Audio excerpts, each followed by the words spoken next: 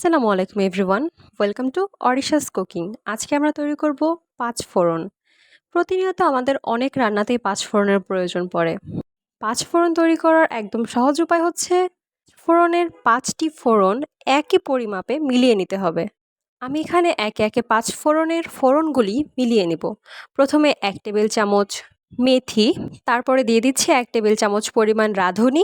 এটা আপনারা যে কোনো সুপার শপ অথবা মুদির দোকানেও সহজেই পেয়ে যাবেন। এরপরে দিয়ে দিব গোয়ামরি, অনেকে এটাকে মিষ্টি জিরাও বলে থাকে। এটিও দিয়ে দিব 1 টেবিল চামচ পরিমাণ। এখানে সবগুলো উপকরণই আমি 1 টেবিল চামচ পরিমাণে করে নিয়েছি। এবার কালো জিরা দিয়ে দিব 1 টেবিল চামচ পরিমাণ। আর আমি এখানে নিয়েছি 2 পদের সরিষা মিলিয়ে কালো সরিষা এবং সাদা সরিষা। মিলানো সরিষা থেকে 1 টেবিল চামচ পরিমাণ সরিষাও দিয়ে দিব। এই হচ্ছে পাঁচ ফোড়নের 5টি ফোড়ন।